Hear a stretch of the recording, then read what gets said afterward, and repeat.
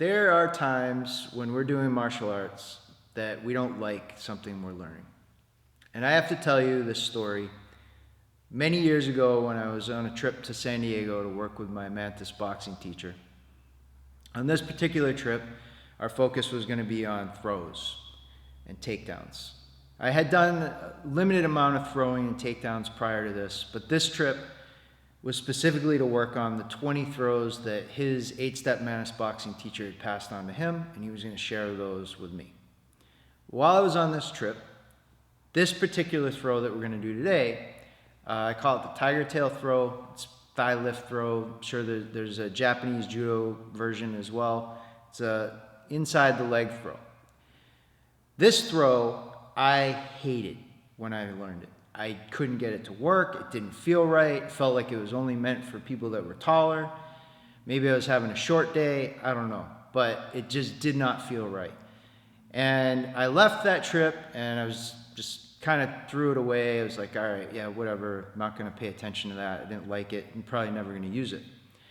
But I practiced it and I worked on it just the same. It turned out that as time went on, that's probably the biggest throw that I ended up using later on. I don't know if it was because I worked on it more than the others, but just as a message to everybody out there, sometimes we learn things that we don't like or we think they're just not for us. Down the road, I can tell you from experience, you may end up using that more than you ever thought you would, and you may end up liking it. Now, today, it's one of my favorite throws and takedowns. So we're going to share this with you, as well as some offshoots and what can happen when people counter it in various ways and what you can go through afterwards. Thanks for watching. Let's get started.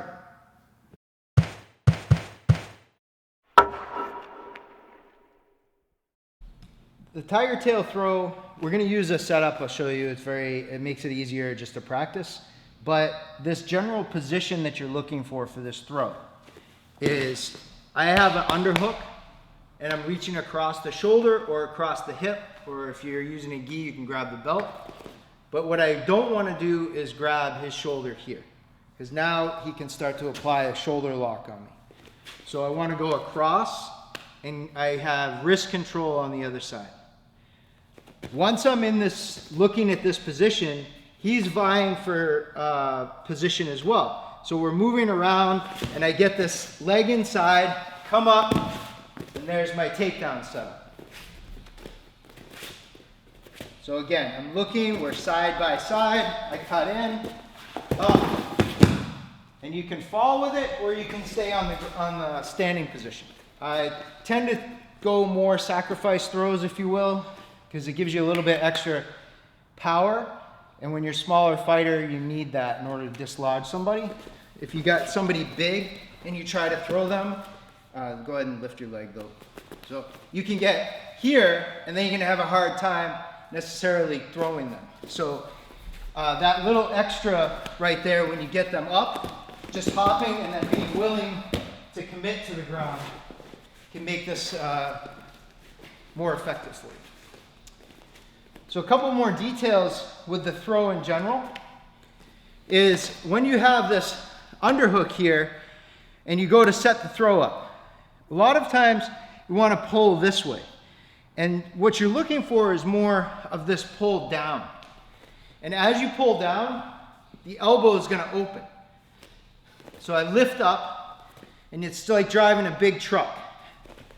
And I got my hands on the steering wheel here and I just rotate. You can see that starts to send his weight forward. So as I go here, I get that twist with the pull, that lift and pull. So again, we ended up in this position in the grapple. Get inside here, not good yet, but he changes his position. He's trying to get a position on me. I get here, and then go. To drill it, you're gonna start right here, and we're gonna work our circling. So I'm gonna step in with this foot and circle under and go for the underhook. Now when I step, I wanna make sure I'm stepping in front of him, not behind him. Now I'm too deep. I can't go for the throw.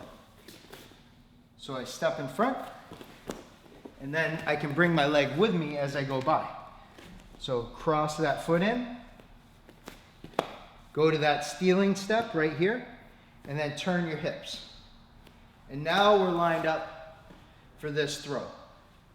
And your foot is going to come up just like the tail of a tiger when it's lifting.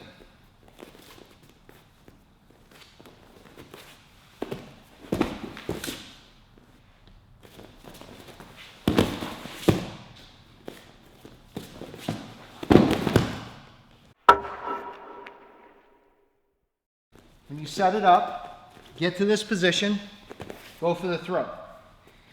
They're going to do a couple of things based on this. If they're savvy, you get jammed up. He doesn't move. So let's say I cut in, I can't get his leg to move. So right here, I'm going to go for this leg and drop. What's important is the lean. My shoulder has to slide down to his hips. So I go here and drop. I don't stay up on my feet. And this is a big mistake with this move, is people come up and they try to go like this and wrap the leg and not descend. So you want to descend to the ground, come up, drop in. This arm on the other side here can start to drop with me. So I cut in, go up, oh, it's not working, drop around his waist.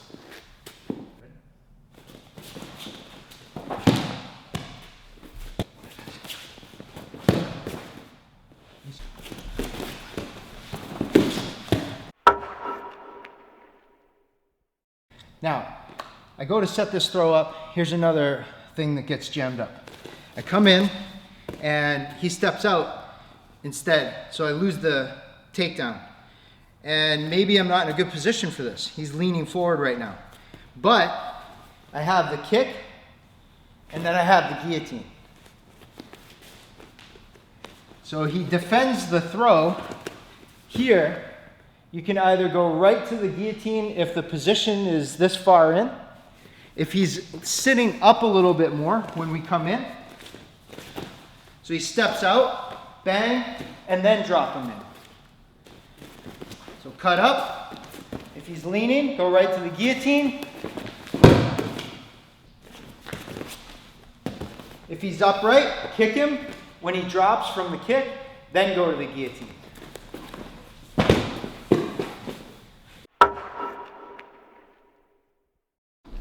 This time, another variation. I set up, get here. Don't like the kick maybe, go right for the knee. So you have the knee to the solar plexus here. Devastating strike, just absolutely brutal. Cut in, boom. Go here, you can go back to the guillotine, or you can cup your hands right here and start to leverage down on the shoulder.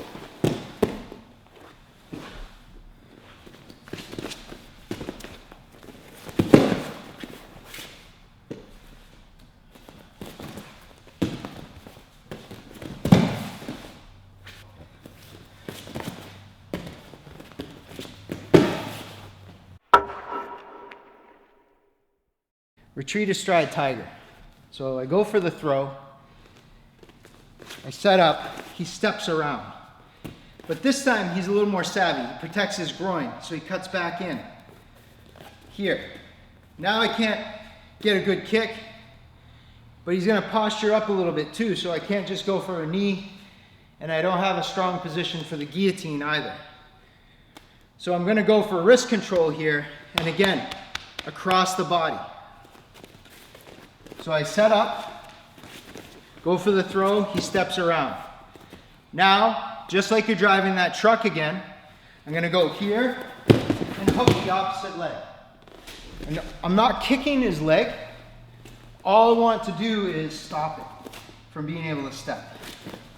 So he steps around and then cut in. So I set up, go for the throw, he steps out. I don't have good knee position, don't have good guillotine position. I don't have a kick. So right here, With retreat astride tiger, all I'm doing is stepping this foot across to check him. I don't need to kick his leg. But as I do that, I'm doing the same thing I did before with this motion here. If I can stay on my feet, great. But don't be afraid when you go to fall on them. So step out and then twist in. And you end up in a good position here.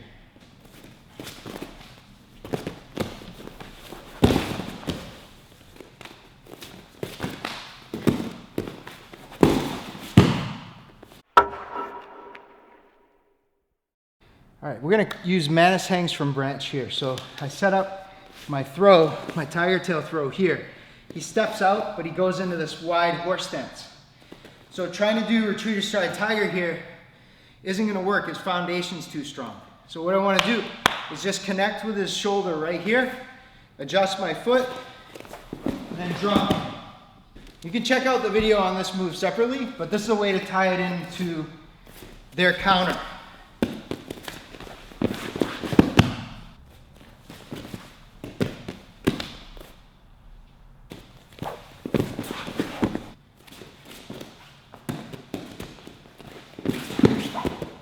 Go here.